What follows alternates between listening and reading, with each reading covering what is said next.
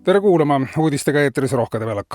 Tallinna linnavalitsus ja arendajad sõlmisid lepingu lauluväljaku detailplaneeringu väljatöötamise osas, mille tagajärjel muutub lisaks funktsioonile ka väljaku nimi. Senisest lauluväljakust saab kinnisvaraväljak. Ajas rahval olulised väärtused muutuvad, märgitakse arengukava sissejuhatuses ja kunagi oli tõesti esimeseks asjaks, mis pähe tuli laulmine, nüüd on selleks raha teenimine ja kinnisvara arendus. Detailplaneering näeb ette, et kohe kogu lauluväljakut täis ei ehitata, vaid umbes tempoga 10% aastas. Tuletorni asemele tuleb vaateratas siiski juba suveks, laulukaare ette aastaringselt kasutatav bassein, aga järgmiseks sügiseks ka 10 aasta pärast peetakse kindlasti laulupidusid, aga siis juba valdavalt küberruumis, lisatakse arengukava lõppsõnas.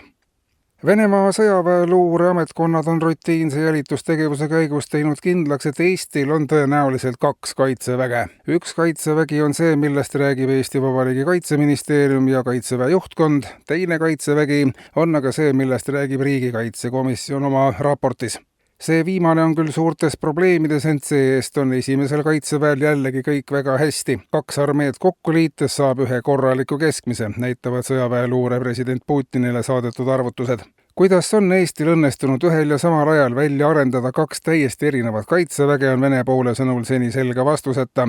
Kindlasti on Eesti teinud seda varjatult ja eirates rahvusvahelisi reegleid. Märgitakse raportis ja lisatakse, et ime pole, kui lõpuks tuleb veel kusagilt 3. Eesti kaitsevägi välja. Kliima soojenemise üheks põhjuseks võib aga olla üha suurenev inimeste hulk, kes on peast soojad, leiab värske alternatiivne uuring, millesse ei kaasatud seekord katseliselt erialateadlasi ega teadlasi ka laiemalt, sest nende arvamus on alati olnud ühesugune ja ikka samade jutupunktide kordamine. Veel tõi uuring välja, et mida rohkem on inimesel haridust ja teadmisi laiemalt, seda soojem ta peast on ja seda enam on ta kindel kliima soojenemises kui protsessis. Inimese aju kulutab 1/3 kogu organismi energiast ja pidevalt töötava aju energiaga varustamisele kulub suur hulk loodusressurssi. Kliima soojenemisest rääkijad on kahepalgelised, koguvad järjest teadmisi, kasutavad järjest rohkem oma aju ja kulutavad sellele üha rohkem energiat ja soojendavad oma sooja peaga kogu planeeti. Tegelikke samme planeedi päästmiseks astuvad aga hoopis mitme opositsioonipartei toetajad, kes on suuri ressursse raiskava aju kasutamise sisuliselt lõpetanud ja võivad puhta südametunnistusega elada, märgitakse uuringu kokkuvõttes.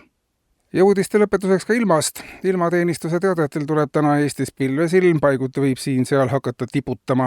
Lõuna-Eestis tiputab suhteliselt nõrgalt, Lääne- ja Loode-Eestis aga peaks täna maha tulema kuni 120 000 tibu hektarile. Õhtul hakkab tiputama ka Tallinnas, sooja tuleb noka otsast. Kuulsite uudiseid.